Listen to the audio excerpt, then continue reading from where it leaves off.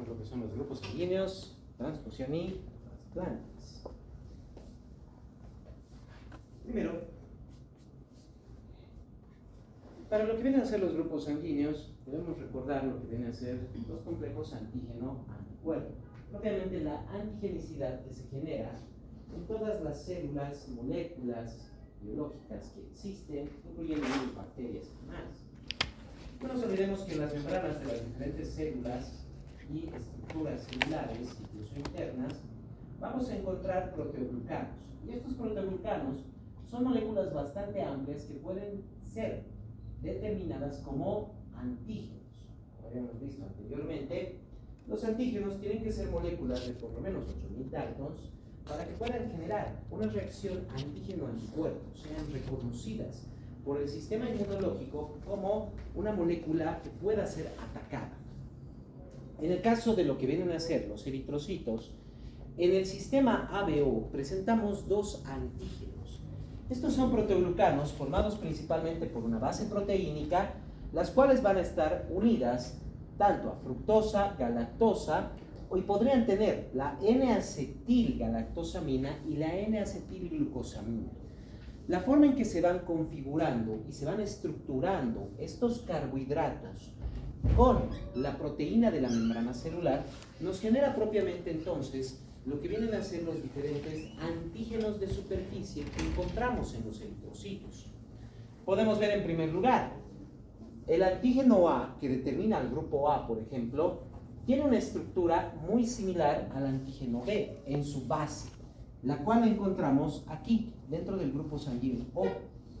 En el grupo sanguíneo O solo vamos a encontrar esta pequeña estructura con estos 4 carbohidratos que al ser una molécula más pequeña no supera los 8000 Daltons y no puede activar propiamente una reacción antígeno-anticuerpo porque es menor a 8000 Daltons, no nos van a generar respuesta. Por eso que se dice que en el sistema ABO el grupo O no presenta ningún antígeno. Sí está el proteoglucano, pero al ser más pequeño por la falta de carbohidratos no va a generar una reacción antígeno-anticuerpo. En cambio, si a esta misma estructura se le añade una acetilgalactosamina, se transforma en el antígeno A. Si en vez de añadirle la acetilgalactosamina se le añade otra galactosa, se convierte en el antígeno B.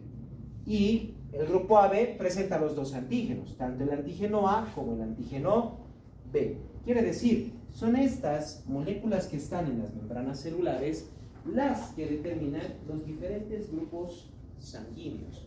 Esta antigenicidad nos determina e identifica en primer lugar las diferentes células que pueden ser tanto propias como extrañas. Las propias también presentan antígenos, pero como habíamos visto, y también lo han visto en inmunología, durante el desarrollo embrionario fetal, los linfocitos que se van produciendo son presentados los antígenos propios, nuestros autoantígenos, y el linfocito que lo reconozca y ataca tiene que ser inmediatamente eliminado.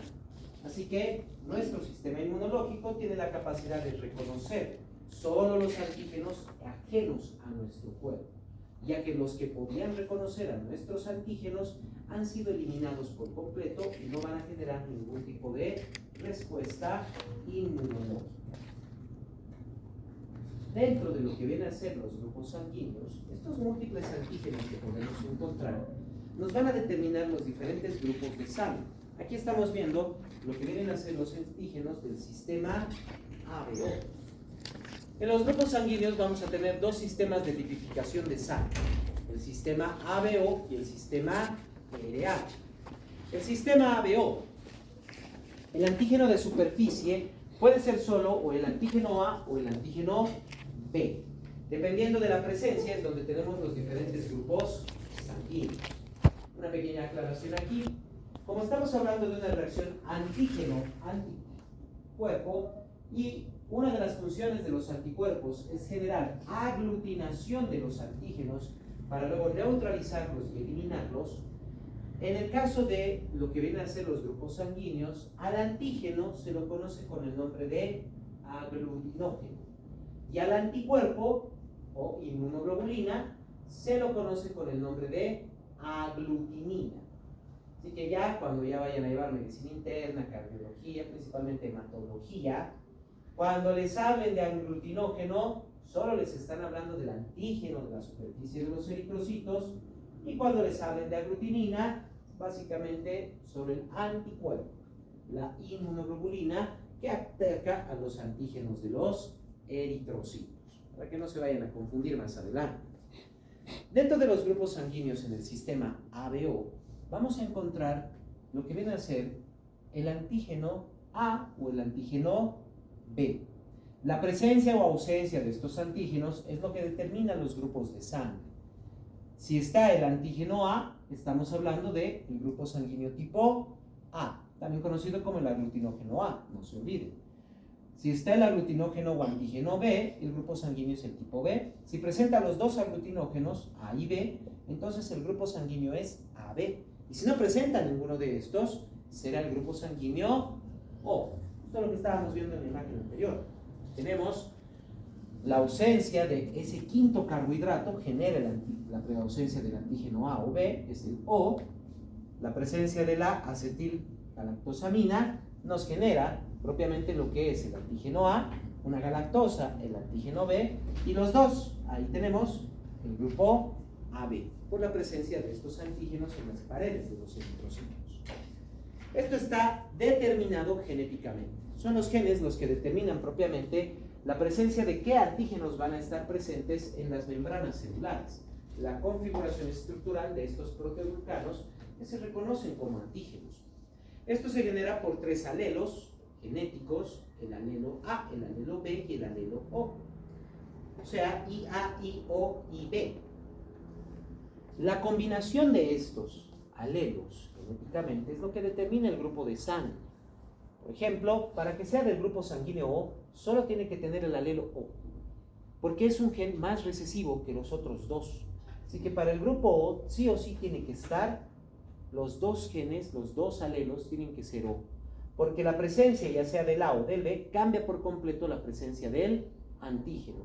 Las personas de grupo A tienen alelos AA u OA, mientras que el grupo B son alelos BB o OB, y el que tenga el alelo AB va a tener entonces el grupo sanguíneo AB. Tomando en cuenta estas combinaciones genéticas, la frecuencia de estos grupos sanguíneos son del 88% para el grupo A y el grupo A. El grupo O, 47%, el grupo A, 41%. El grupo B tiene una incidencia del 9% y el AB, que es el más raro del sistema ABO, es el 3%. Así que de toda la población mundial, 88% son propiamente O u A. Los demás van a ser grupo sanguíneo B y grupo sanguíneo AB. 9% el B y el AB 3%.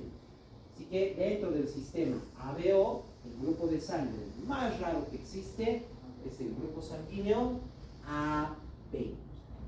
No se olviden, es el que va a presentar tanto el antígeno A como el antígeno B. Luego le sigue el grupo B y los más comunes son el A y el O. Eso dentro del sistema ABO. Pero no es la única característica que presenta el sistema ABO. El sistema ABO, hablamos también de lo que vienen a ser las aglutininas, o sea, el anticuerpo, la inmunoglobulina que va a atacar propiamente a estos antígenos. Una característica que vemos dentro del grupo sanguíneo o del sistema ABO es que dentro de lo que viene a ser la presencia de anticuerpos en el sistema ABO se forman casi de manera espontánea. Los que han llegado tarde, díganme sus nombres. Mateus. De a uno. ¿Ya? Después. Mateus Rossi. Sigue. Antonio Flores. ¿Quién sigue? ¿Quién más? Iba Peñate. ¿Quién más? ¿Quién más para la lista? Alejandra. Bien. Entonces, como les iba diciendo, en el sistema ABO no es solo la presencia del antígeno una característica presente dentro de estos grupos sanguíneos, sino que también se genera la presencia de el anticuerpo, de la inmunoglobulina, la aglutinina. Empiezan a aparecer estos anticuerpos aproximadamente entre los 2 a 8 meses de edad, llegando a un título máximo de anticuerpos hasta los 8 a 10 años de edad. Después de este momento va a empezar a disminuir un poco, no porque el sistema inmunológico esté fallando, sino porque ya no hay tanta exposición a estos antígenos, lo que disminuye un poco la presencia de los anticuerpos. Pero vean que no desaparecen por completo. Si bien van a disminuir, pero no desaparecen completamente. ¿Y de dónde van a venir estos anticuerpos? Porque recuerden que para que se active los linfocitos, sí o sí tienen que reconocer el antígeno. Entonces, ¿de dónde proviene? Eso se genera a que las moléculas que forman el antígeno A y el antígeno B son carbohidratos presentes en múltiples formas de alimentos y bacterias. Comidas, bacterias e incluso la leche materna presentan moléculas similares al antígeno A y al antígeno B, o sea, al aglutinógeno A y al aglutinógeno B. Y a medida que el bebé va comiendo, va alimentándose y su cuerpo es plagado, no plagado, sino es llenado de bacterias en las partes donde necesita, como por ejemplo a nivel de la piel y a nivel del colon, esta proliferación bacteriana, esta colonización normal que se genera, muchas de estas células, de estas bacterias, así como también moléculas en las comidas y la leche materna, presentan moléculas similares al antígeno A y al antígeno B. Así que se desarrolla la aglutinina de forma espontánea. Pero no cualquier aglutinina. Se desarrolla la aglutinina para el antígeno que no posee la persona. Quiere decir, si es del grupo O, no presenta ningún aglutinógeno, pero sí presenta los dos anticuerpos, las dos aglutininas, la A y la B. Si es del grupo A, tiene el aglutinógeno A, así que va a presentar la aglutinina, el anticuerpo para lo que no tiene, el B. Si es del grupo B, presenta el aglutinógeno B y en su sangre va a aparecer la aglutinina A. Y si es del grupo AB, al presentar los dos antígenos, no puede generar los dos anticuerpos. No se olviden que eso depende de lo que viene a ser el procesamiento de los linfocitos durante el desarrollo embrionario fetal. Linfocito que responde ante un antígeno propio es completamente eliminado. Doutor, o que é aglutinógeno? O que é aglutinógeno? El aglutinógeno es el antígeno Ah, o antígeno. y la aglutinina es el anticuerpo o inmunoglobulina. En el sistema ABO, entonces no se olviden, de forma espontánea van a aparecer los anticuerpos, las aglutininas, porque son estructuras muy similares a algunas estructuras que están en bacterias y a muchos alimentos, incluyendo la leche materna. Así que va a desarrollarse propiamente el anticuerpo. Eso propiamente con el sistema ABO. Una vez que se ha desarrollado el anticuerpo, puede generarse entonces las reacciones transfusionales en caso de error de transfusión. La respuesta inmunitaria ABO, cuando se genera este tipo de reacciones erráticas, vamos a tener en primer lugar lo que viene a ser lo que conocen del sistema inmunológico. Los anticuerpos van a empezar a captar a los antígenos, propiamente los aglutinógenos y las aglutininas empiezan a reaccionar entre sí, lo que genera entonces que los eritrocitos empiecen a aglutinarse, empiecen a agruparse. Esta aglutinación es lo que va a eliminar al eritrocito, porque se aglutina, se activa el complemento que se va a encargar de destruir esta masa de eritrocitos, generando una hemólisis. Eso es lo que va a pasar propiamente en lo que viene a ser la reacción antígeno-anticuerpo, que es parte del sistema inmunológico en el torrente sanguíneo. Y podemos ver esta misma reacción con lo que viene a ser la tipificación de sangre, porque nosotros tenemos los anticuerpos, las aglutininas. Ustedes conocen estos dos frascos porque lo han visto también en genética y en bioquímica. Aquí en el azul y en el amarillo no tenemos sustancias químicas reactivas, lo que en realidad son anticuerpos. Tenemos formas monoclonales de anticuerpos. El azul es aglutinina o anticuerpo A y el amarillo es aglutinina o anticuerpo B. Colocando estas muestras de sangre, una gota de cada uno de estos, en el A y en el B, puede haber dos cosas. O la sangre se mezcla completamente con el líquido, no pasa nada, o se aglutina. Hay una aglutinación. Lo que estamos viendo aquí es aglutinación. A veces la aglutinación puede ser en una sola estructura, como en este punto, donde todos los eritrocitos se van a unir en uno solo, o puede aglutinarse en varios puntos, lo que estamos viendo aquí, y que es básicamente esto que se ve en el microscopio. Aquí hay una aglutinación, aquí hay otra aglutinación. Se aglutinan en diferentes áreas, generando esta imagen que parecen granos de arena, o se aglutinan todos los eritrocitos en uno solo, generando esta imagen que parecería un coágulo, pero que propiamente no es coágulo, es aglutinación.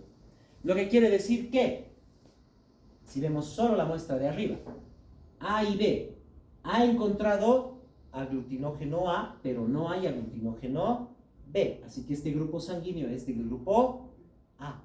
Y aquí abajo, A y B. No ha encontrado el A, por eso no hay aglutinación, pero sí ha encontrado el B. Así que estos eritrocitos tienen antígeno B. Quiere decir, es del grupo sanguíneo B. Así es como funcionan estas pruebas. No es una reacción química. En realidad es una reacción antígeno-anticuerpo, es una reacción inmunológica, la que estamos presenciando. En el sistema RH, y sí, si bien se lo llama como factor RH, pero el sistema RH es un sistema de tipificación sanguínea igual al ABO, porque también depende de una reacción antígeno-anticuerpo. Dentro del sistema RH, primero, las aglutininas no se forman de forma espontánea como en el ABO. No se van a formar de forma espontánea, porque son mucho más pequeñas, además que son bien específicas, no son similares a otras moléculas que puedan ingresar dentro del cuerpo. Tenemos dentro del sistema RH reconocidos actualmente 6 diferentes aglutinógenos, porque inclusive se tiene la presencia de mucha mayor cantidad de aglutinógenos, pero son mucho más pequeños y no generan expresión inmunológica, porque no van a poder generar reacción. Dentro del sistema RH vamos a tener 6 principales, que son el antígeno C mayúscula, C minúscula, D mayúscula, D minúscula, E mayúscula y E minúscula. 6. De estos, el más importante es el antígeno D mayúscula, ya que los otros 5 antígenos, los Cs, los Es y el D minúscula, no pueden generar reacción antígeno-anticuerpo, estos 5, porque son tan pequeños y con tan poca expresión genética que realmente no pueden generar una reacción antígeno-anticuerpo apropiada. El antígeno D, por otro lado, D mayúscula, sí es lo suficientemente grande y tiene suficiente expresión dentro de las células como para generar una reacción. Así que dentro del sistema RH solo podemos encontrar 2 grupos de sangre dependiendo de la presencia del antígeno D.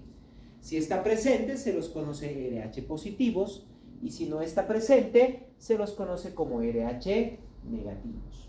Y los eritrocitos siempre presentan un par de estos antígenos, ya sea C mayúscula y C minúscula, D mayúscula y D minúscula, o E mayúscula y E minúscula.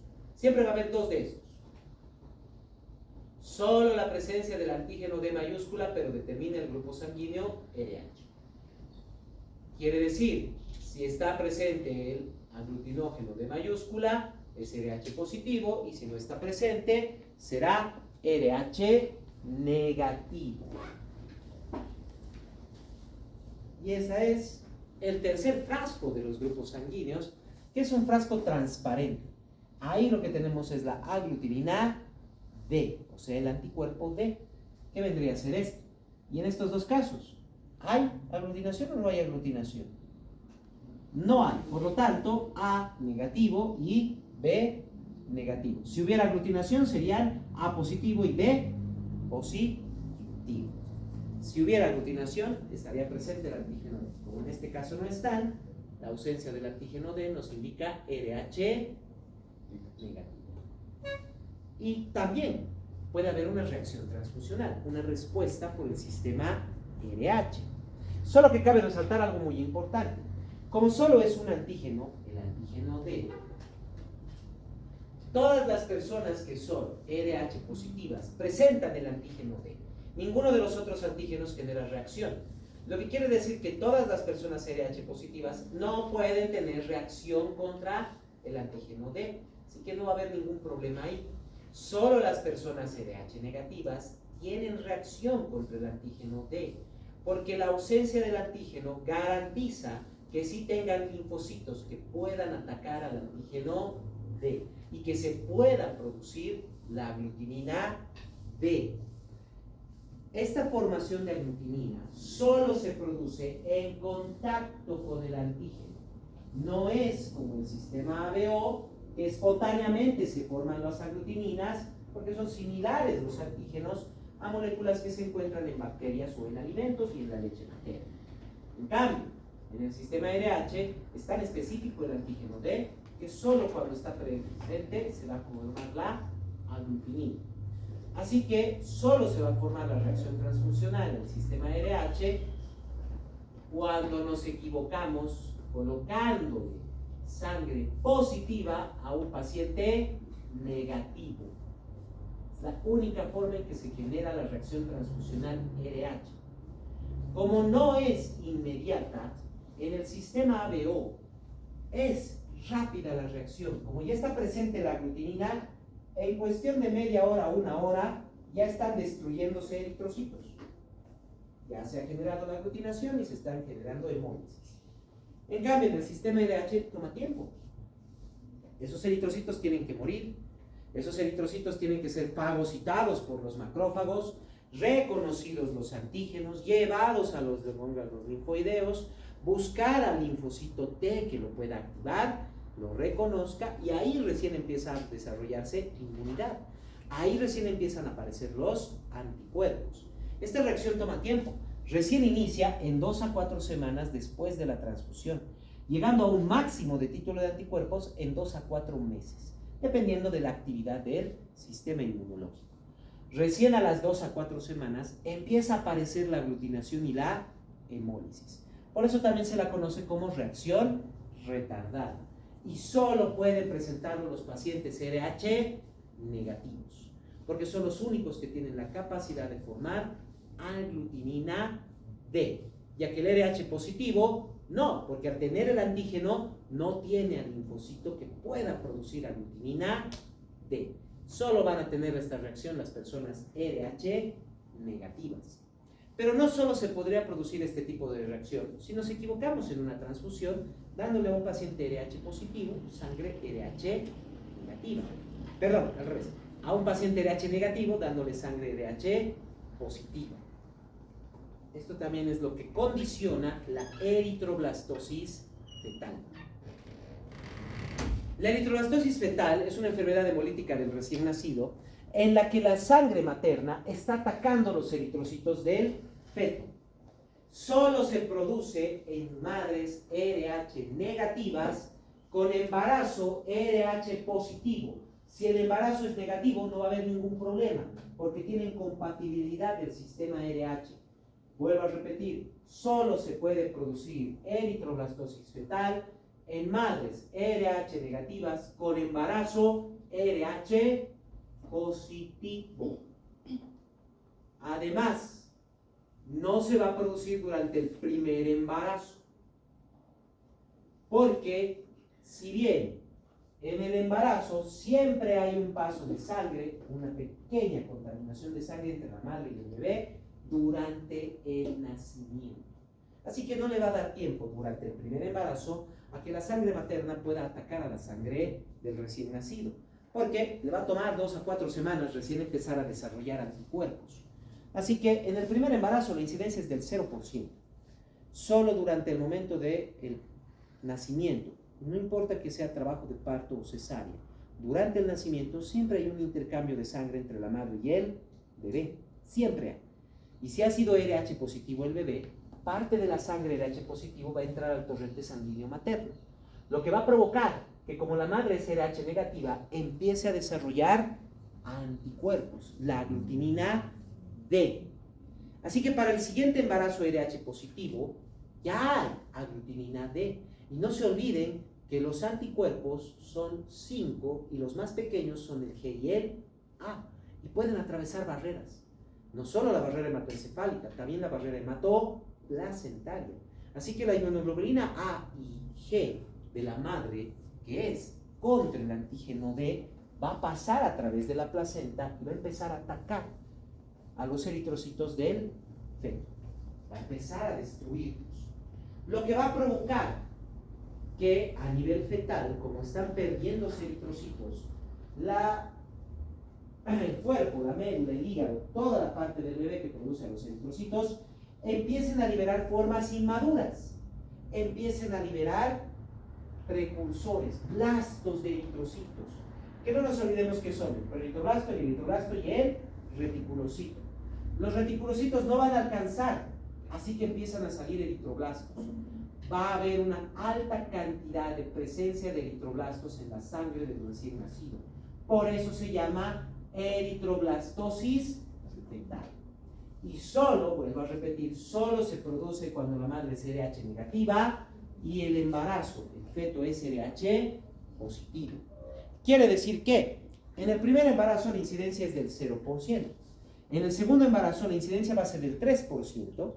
Al tercer embarazo aumenta al 10% y se vuelve un incremento progresivo a medida que va avanzando la cantidad de embarazos. Siempre y cuando sean embarazos RH positivos. Porque puede que la madre, su primer hijo ha sido RH positivo y luego tiene otros 4 embarazos, todos RH negativos. Ahí no va a haber eritroblastosis fetal, porque son negativos. Pero ¿qué pasa si ha tenido un embarazo RH positivo, el segundo es negativo, el tercero va a ser positivo? ¿Cuánto de incidencia va a tener? No. Es su segundo embarazo RH positivo, aunque sea su tercer embarazo en total, pero es solo el segundo RH positivo. Su incidencia va a ser del 3%. Solo en embarazos RH positivos, en madre RH negativa. Porque puede ser que sea RH negativa la madre y solo su primer embarazo ha sido positivo. Puede ser que sea RH negativa y todos sus embarazos sean positivos, o puede ser RH negativa y todos sus embarazos son negativos, excepto el último, y el último va a ser positivo. Puede ser, están estas incidencias presentes. La genética nos permite todo eso. Solo en embarazos RH positivo. Primer embarazo RH positivo, 0%, segundo, tercero, 3%, el tercero va a ser al 10%, y a medida que haya más embarazos RH positivos, el aumento es progresivo. Vean, del segundo al tercero, de 3 a 10%. Para un cuarto sería casi del 25 al 30%. Para un quinto es más arriba del 60%. Es progresivo. Va aumentando la incidencia de la eritroblastosis fetal. ¿Y qué va a pasar en el bebé?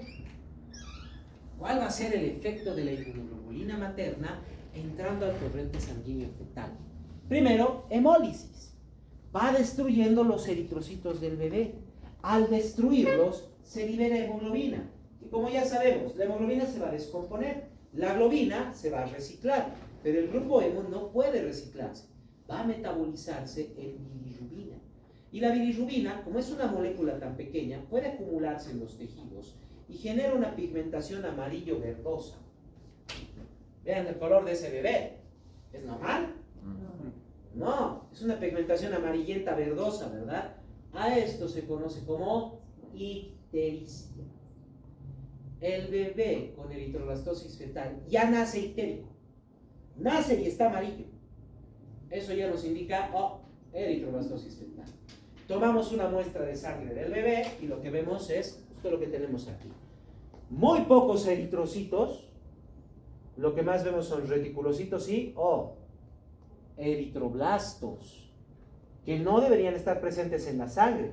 Hay eritroblastos, por eso se llama eritroblastosis fetal. Durante todo su embarazo, durante todo su desarrollo de ese bebé, se han destruido sus eritrocitos. Así que para evitar propiamente que muera por falta de oxígeno, su cuerpo ha empezado a liberar eritroblastos al torrente sanguíneo para tratar de compensar esa falta de oxígeno. El cuadro clínico viene entonces ictericia.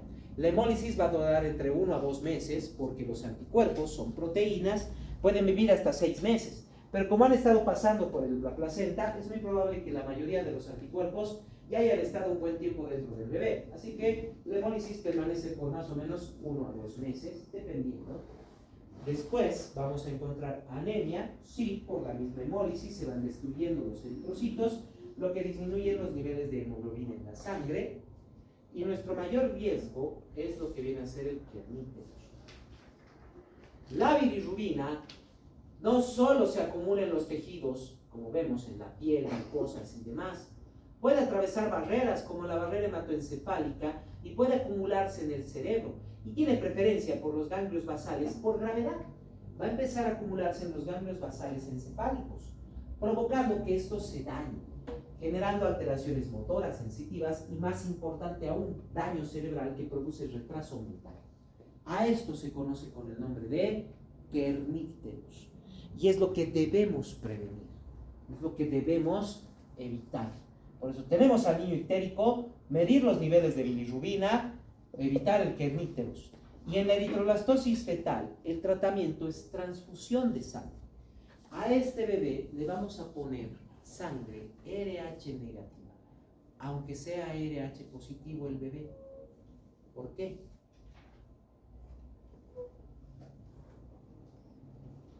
¿Por qué le vamos a poner sangre RH negativa si es RH positivo?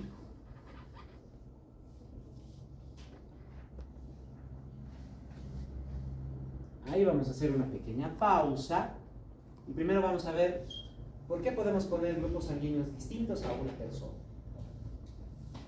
No se olviden que tenemos 2 sistemas de tipificación sanguínea. Por el sistema ABO, los grupos sanguíneos son 4.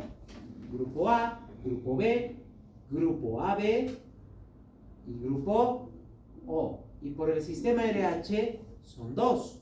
RH positivo y RH negativo. 2 por 4, 8. Así que en el ser humano tenemos en total 8 diferentes grupos de sangre que dependen de la presencia de los antígenos. Si son del grupo A, es porque en sus membranas está el antígeno A.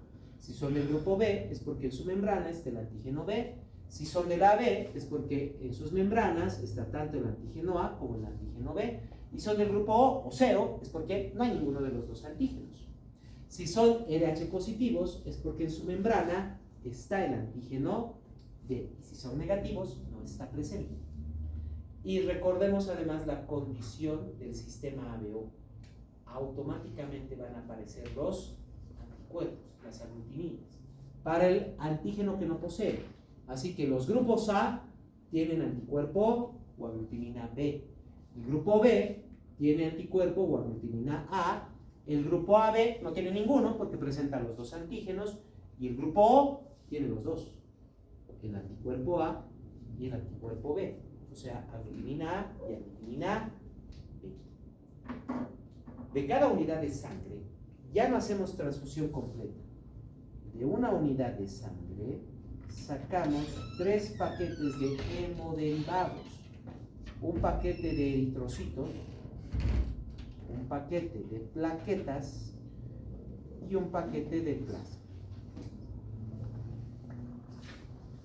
Ya nos hace transfusión de sangre entera, a menos que sea la única opción que tengamos. Propiamente ha sido relegado a lo que viene a ser tratamiento de campo de batalla. No viene de otra manera. Lo que hacemos es centrifugar a la sangre, ese paquete que una persona dona, y obtenemos solo eritrocitos, solo plaquetas y solo el plasma. Así que lo que hacemos principalmente son transfusiones de eritrocitos.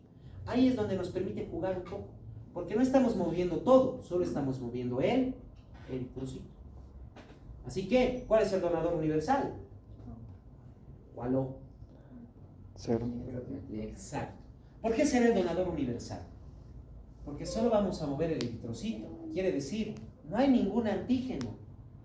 Yo lo puedo poner aquí, no va a pasar nada. Lo puedo poner aquí, no pasa nada. Lo puedo poner aquí, aunque esté el antígeno A, no pasa nada, porque el antígeno de A quiere decir, ¿por qué? Porque aquí no hay antígeno, no hay nada, no va a haber reacción. ¿A cuál se lo conoce como el receptor universal? A ver. Al AB positivo. Tiene los 3 antígenos, lo que quiere decir que nunca va a desarrollar aglutinina. Así que puedo tomar cualquier eritrocito y lo puedo colocar. Pero si bien puede ser donador universal y receptor universal, al grupo O negativo solo le puedo poner O negativo.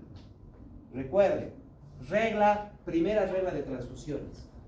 Positivos pueden recibir negativo, pero negativo no puede recibir positivo, porque va a haber reacción retardada. Y al O negativo solo le puedo poner O negativo. No puede venir el O positivo, tiene el antígeno D. Y no le puedo poner ningún otro eritrocito porque tiene los antígenos. Y aquí están los dos aglutininas, los dos anticuerpos. En cambio, el AB positivo, le puedo poner cualquier eritrocito, pero el AB positivo solo se dona a sí mismo, porque este eritrocito no lo puedo poner a ningún grupo de sangre. Primero, positivos no pueden ir a negativos. Y ya tiene los dos antígenos. Lo que quiere decir que donde lo coloque va a haber reacción porque están presentes las aglutininas. Así es como se puede jugar un poco con las transfusiones.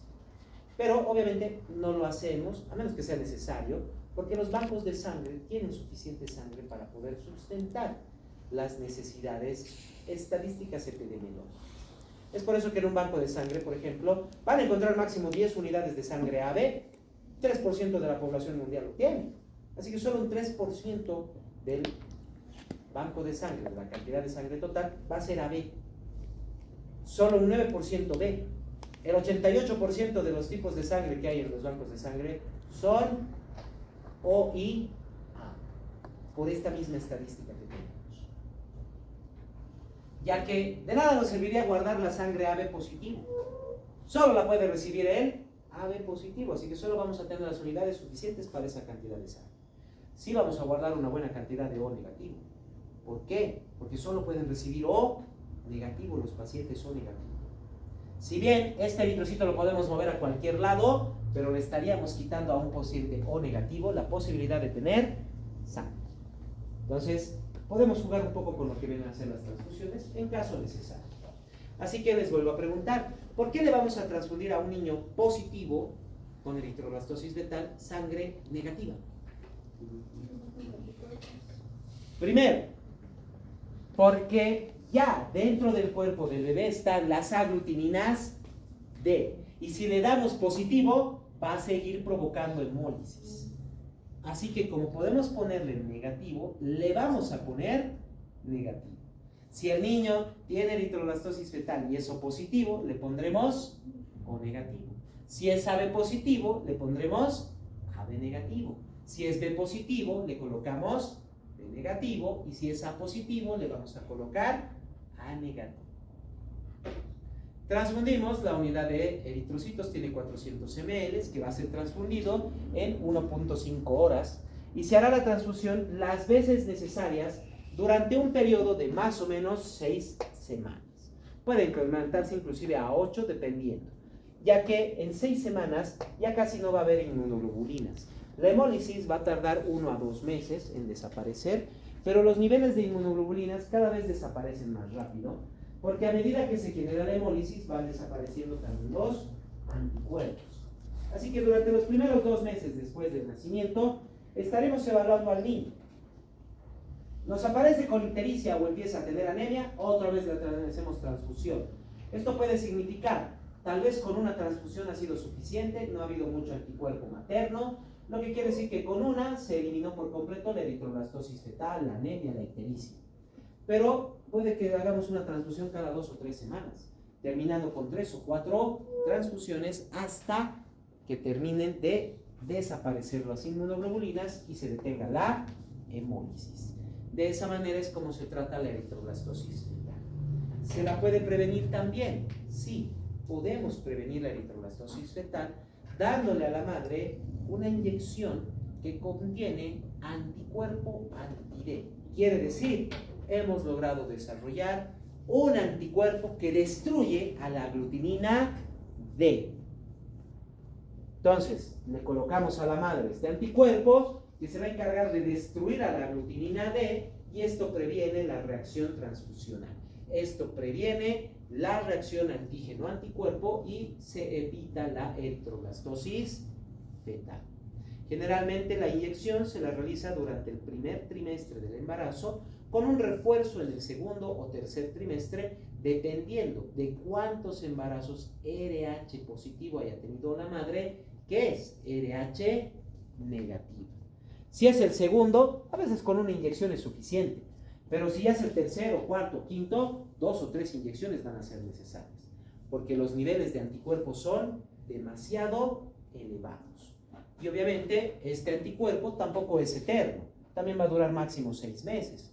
Así que vamos a ir colocando estos anticuerpos cada cierto periodo de tiempo en medida que sea mayor el número de embarazos RH positivos. Esa es la forma en que prevenimos la eritroblastosis fetal. Y si estamos hablando de transfusiones, estamos moviendo células de una persona a otra. Eso tiene otro nombre.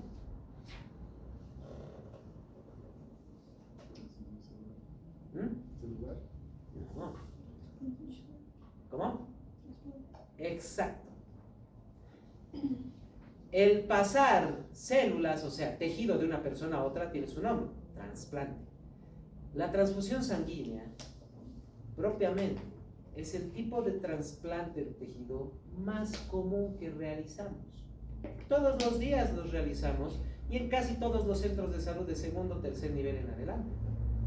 La transfusión de sangre es el tipo de transfusión de sangre, de trasplante de tejido más común que existe. Es el más común. Y podemos tener errores de transfusión, los errores de los grupos sanguíneos. Ahí es donde viene la reacción transfusional. La más severa siempre va a ser cuando tengamos un error de transfusión de lo que viene a ser el sistema ABO, ya que el sistema RH, vuelvo a repetir, es una reacción retardada. Va a tomar unas semanas en que pueda activarse de forma óptima el sistema inmunológico y empiece a generar hemólisis. Hasta entonces podemos tranquilamente prevenir esta situación con nuestros pacientes en caso de que haya habido un error en la transfusión de sangre. El error del grupo sanguíneo nos va a producir que entonces que la sangre del receptor ataque a las células donadas, porque se ha encontrado el antígeno con el anticuerpo, o sea, una reacción antígeno-anticuerpo, generando primero aglutinación, hemólisis y a través de la hemólisis por la liberación de la hemoglobina, ictericia. El mayor problema, pero, en la reacción transfusional es que deja de funcionar el riñón, se produce una insuficiencia renal aguda. Esto se debe a 3 causas. Primero, la reacción antígeno-anticuerpo genera un estado de toxicidad en el cuerpo. Se producen grandes cantidades de toxinas, lo que nos va a producir una vasoconstricción renal, disminuyendo el flujo sanguíneo al riñón y a los glomérulos, provocando entonces que el riñón no reciba suficiente sangre. Disminuye su función de filtrado y de eliminación de desechos. Por otro lado, a medida que se van destruyendo los eritrocitos, va disminuyendo la viscosidad sanguínea, lo que provoca una pérdida de la presión sanguínea que nos disminuye el flujo de sangre, agravando aún más el problema de la insuficiencia renal, porque recibe, ya no solo tiene una vasoconstricción, la sangre tiene menor cantidad de oxígeno y fluye en menor cantidad. Así que el riñón está sufriendo gravemente la pérdida de oxígeno, provocando que no pueda tener mecanismos óptimos de transporte, tanto excreción como absorción. Y además viene el problema de que hay grandes cantidades de hemoglobina en la sangre. Normalmente las mínimas cantidades de hemoglobina en la sangre se transforman en aptoglobina, una molécula más pequeña que fácilmente puede eliminarse a través del filtrado glomerular. La hemoglobina es mucho más grande. Hay tanta hemoglobina que obstruye los espacios en el glomérulo. Es como tratar de colar barro. Si ustedes toman un colador y le botan barro, ¿va a poder colarse? ¿Qué va a pasar con el colador? Se va a obstruir. Exactamente eso va a pasar. El glomérulo, todos los espacios en el glomérulo van a taparse por la hemoglobina en gran cantidad. Así que básicamente desaparece la función renal. El paciente entra en insuficiencia renal aguda. En la reacción transfusional del sistema ABO, esto es en 30 minutos a 1 hora que nuestro paciente está entrando en insuficiencia renal. En la reacción retardada, que es por el sistema RH, puede tomar 2 semanas. Siempre que cuando sea la primera vez, porque si por mala suerte nos hemos equivocado una segunda vez, ya en media hora ya va a tener porque tiene ya el anticuerpo. Pero difícil, casi imposible que nos equivoquemos por una segunda ocasión. Casi imposible. La reacción transfusional retardada toma un poco más de tiempo, pero igual se puede llegar a insuficiencia renal aguda. Quiere decir, hasta que nuestro paciente elimine por completo toda esa hemoglobina, vamos a tener que ponerlo en diálisis. Nos equivocamos de transfundir la sangre a un paciente, este paciente va a necesitar diálisis. No permanentemente. Una vez que se haya eliminado por completo la hemoglobina, una vez que se hayan eliminado las toxinas, la reacción antígeno-anticuerpo, porque es una reacción masiva, no se olviden, ya el riñón no va a tener nada que lo obstruya y otra vez vuelve a generar función renal. Vuelve a filtrar, vuelve a excretar, vuelve a absorber, sin ningún tipo de complicación. Por eso, insuficiencia renal aguda. Una vez pasado el cuadro agudo, se restituye por completo la función renal, los riñones no van a quedar lesionados de por vida, es un daño leve que puede recuperarse el riñón. Pero entra en diálisis nuestro paciente. De lo contrario, puede llegar a morir por la presencia de toxinas en el torrente sanguíneo. Y puede pasar esto mismo con otros tejidos. Claro, no va a ir a la parte de insuficiencia renal, pero cuando tenemos un trasplante de tejido, estamos hablando de antígenos. Cada célula de nuestro cuerpo, genéticamente, están codificados diferentes antígenos en su membrana celular, lo que identifica a esa célula como propia. Si cambia alguno de ellos, no es propia la célula, y el sistema inmunológico se encarga de tomarla y de destruirla. Así es como reconoce virus, bacterias, células ajenas u otras moléculas. Lo que habíamos visto cuando estaban viendo inmunidad y que también están viendo en inmunología. Es ahí donde viene la posibilidad de los trasplantes, porque podemos pasar un tejido de una persona a otra. Dentro de los trasplantes tenemos 4 tipos de trasplantes: el autoinjerto, el isoinjerto, el aloinjerto y el senoinjerto. El autoinjerto es cuando se genera un trasplante de una persona hacia sí misma. Un ejemplo, supongamos que es una persona que dona sangre, es sangre A positivo, o mejor dicho, es O negativo. Bien, la persona es O negativo, dona sangre constantemente, justo porque es O negativo, así que algún momento más adelante tal vez tiene un accidente y necesita sangre. Van al banco de sangre, toman a una unidad y casualmente la misma unidad queda donada. Así que le están poniendo su propia sangre. Eso es un autoinjerto. Otro ejemplo de autoinjerto que conozcan. Exacto. En quemaduras, por ejemplo, sacamos piel de una parte del paciente y la colocamos sobre el área quemada. Eso también es un tipo de autoinjerto. Otro tipo de autoinjerto, los trasplantes capilares, porque vienen de otras partes del cuerpo del paciente directamente dentro de su cuero cabelludo. Son autoinjertos. Luego tenemos los isoinjertos. El isoinjerto se produce entre gemelos idénticos, no entre mellizos, porque los gemelos idénticos son seres que tienen el mismo código genético. No estoy hablando de mellizos. Los mellizos provienen de 2 óvulos que han sido fecundados y han salido 2 seres, por eso incluso pueden ser hombre y mujer. Estoy hablando de gemelos idénticos. Es solo un óvulo que ha sido fecundado y en algún momento se ha separado en 2 embriones. Y cada embrión ha dado origen a un ser vivo. Así que son exactamente y genéticamente iguales. Ahí no hay ningún tipo de problema. Porque el código genético es idéntico. Los tejidos son altamente compatibles. Son como autoinjertos, pero como vienen de otro ser vivo que es genéticamente idéntico, será un isoinjerto.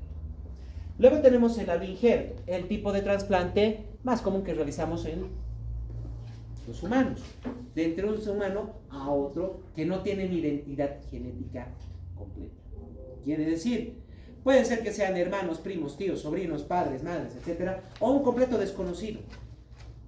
No tienen igualdad genética. Eso es un aloinjerto. No son genéticamente iguales. Puede haber similitud genética en el caso de familiares, pero a veces los trasplantes los realizamos con personas completamente desconocidas que no tienen ninguna relación, pero que genéticamente tienen casi la misma presencia de antígenos. Así que son altamente compatibles y hacemos el trasplante.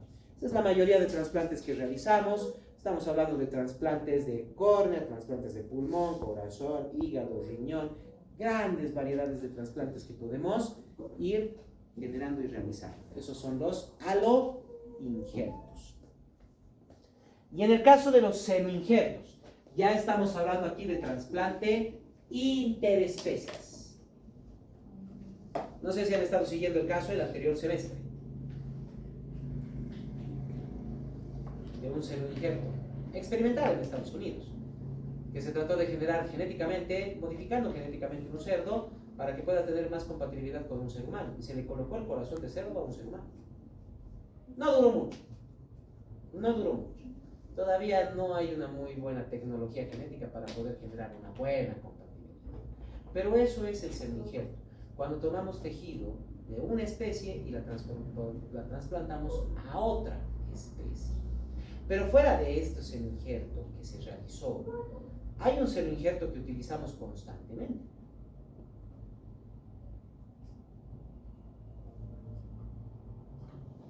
Más fuerte. Piel de pescado. Exactamente. Hace un rato habíamos visto que uno de nuestros antiinjertos más comunes es el trasplante de piel en quemaduras. Pero ¿qué pasa si nuestro paciente tiene 80% del cuerpo quemado? ¿De dónde vamos a sacar piel? Ni siquiera 80, 40, 50%. No podemos aumentar el riesgo. Ahí es donde viene la piel de pescado. Generalmente de tilapia, pero se puede utilizar casi cualquier tipo de piel de pescado. Lo único que tenemos es piel de pescado ya como malla y eso lo colocamos sobre las quemaduras. No necesitamos que sea permanente, solo necesitamos que le dé una estructura de protección a la quemadura y una estructura sobre la cual empiece a crecer la piel nueva del paciente. Así que es un senoinjerto que hacemos de forma común, de forma más amplia. Es propiamente el senoinjerto más común que realizamos. Piel de pescado en casos de quemaduras. Ahora, el tiempo para los trasplantes, los autoinjertos y los isoinjertos son permanentes. Como el código genético es idéntico y como son células que no van a tener ningún problema de compatibilidad, no va a haber ningún problema aquí. Se trasplanta un autoinjerto o un isoinjerto, ese tejido nunca va a ser dañado, no va a ser atacado, permanente. En el caso de los senoinjertos, solo tienen un periodo de entre 1 día a 5 semanas. Con la ingeniería genética que se desarrolló en ese caso que les comenté, se ha logrado mantener un poco más de las 5 semanas, unos cuantos meses. Pero no duró mucho tiempo. Eventualmente ese corazón también fue atacado y dejó de funcionar. El sistema inmunológico empezó a destruir. Los aloinjertos, dependiendo de la cantidad de sangre por la que pasa por ese tejido, los aloinjertos tienen diferentes periodos de duración. El trasplante de hígado y riñón dura entre 5 a 15 años, mientras que el trasplante de corazón dura entre 1 a 15 años. Y eso se debe principalmente a que el corazón está en constante contacto con la sangre por su misma función de bomba cardíaca. El hígado y el riñón 5 a 15 años. El trasplante del pulmón dura un poco más y el trasplante de córnea puede durar inclusive más allá de los 20-25 años, porque la córnea es muy pobremente irrigada. Lo que quiere decir que la posibilidad de que esos anticuerpos empiecen a atacar a la córnea es mucho más baja.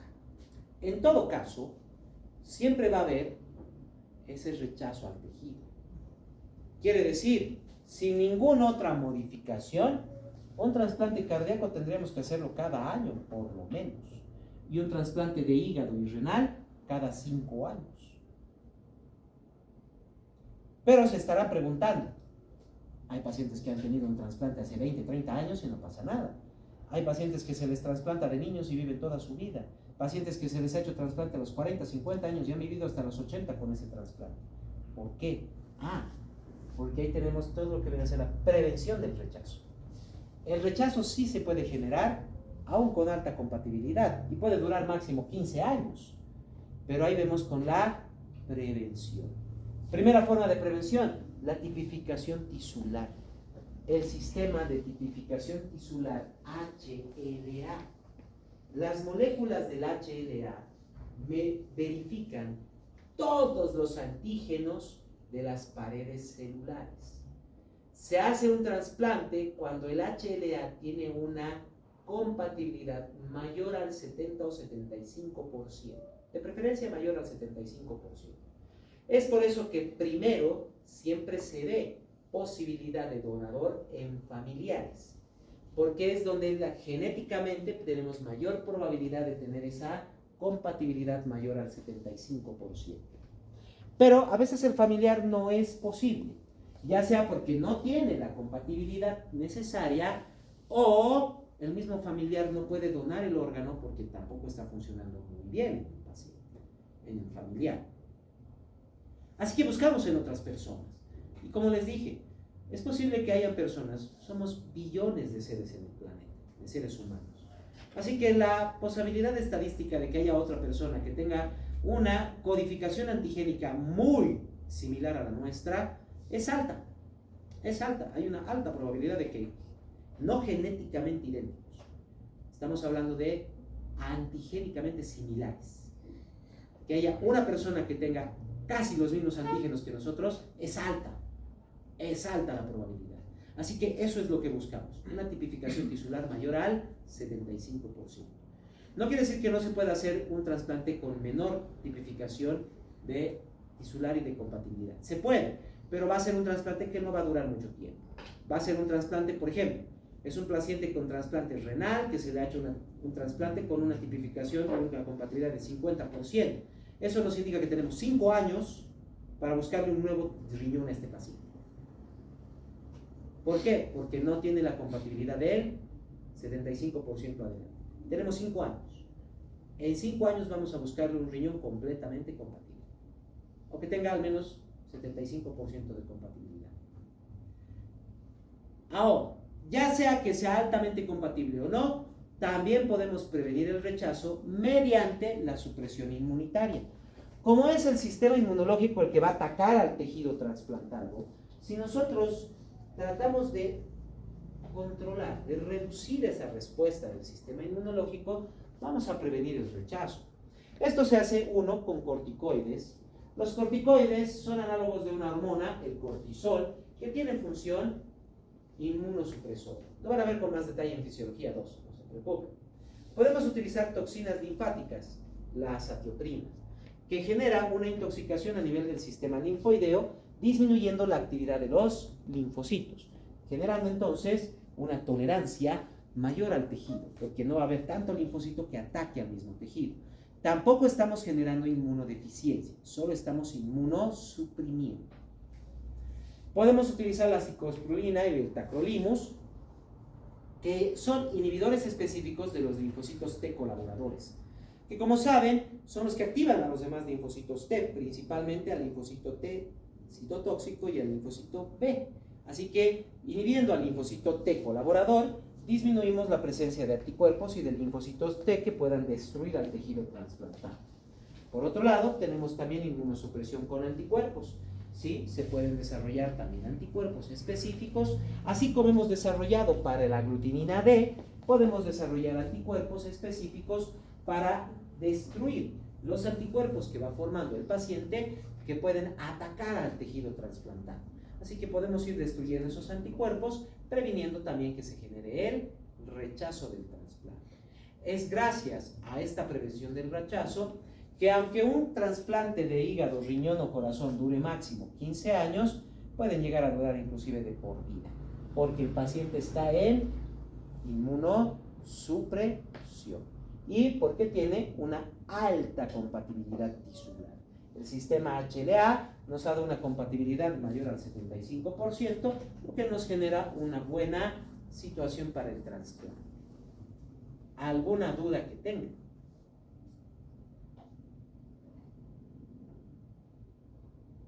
¿Dudas? ¿Preguntas?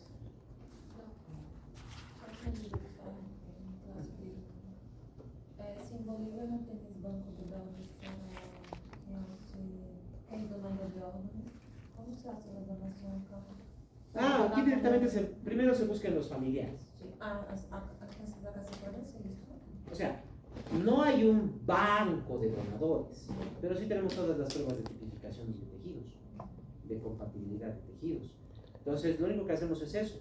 Primero buscamos entre los familiares y si no es entre los familiares, buscamos a otras personas. Hay muchas personas que son donadores y cada persona que es donadora entrega directamente una muestra de sangre para que se pueda hacer las comparaciones en todos los pacientes que están esperando un órgano. Pero generalmente es con los familiares en Bolivia, porque como tú dices, no hay un banco de órganos, un banco de donadores. Así que sí o sí tendremos que hacer las pruebas cada vez. Como toman tiempo y son caras, directamente primero familiares. Y si después encontramos alguna persona que sea compatible, hacemos la prueba, es compatible, damos el órgano. Pero si no, tenemos esa persona que es compatible y tenemos sí listas de receptores. Exacto. Sí tenemos lista de receptor, no de donador. Entonces, cuando aparece un órgano de un donador, buscamos en toda la lista y vemos en toditos cuáles son compatibles. Entonces, si quiero donar directo para Chile, para la lista y para la primera persona que está en la lista. Exacto. En cambio, en otros países sí tienen las listas, y no solo las listas, hay países donde inclusive hay muchas personas que ya tienen sus códigos genéticos enmarcados dentro de los sistemas. Así que indirectamente ya se puede buscar a una persona que sea compatible genéticamente y se busca entonces si es que quiere o no quiere donar algún tejido o algún órgano. ¿Alguna otra duda?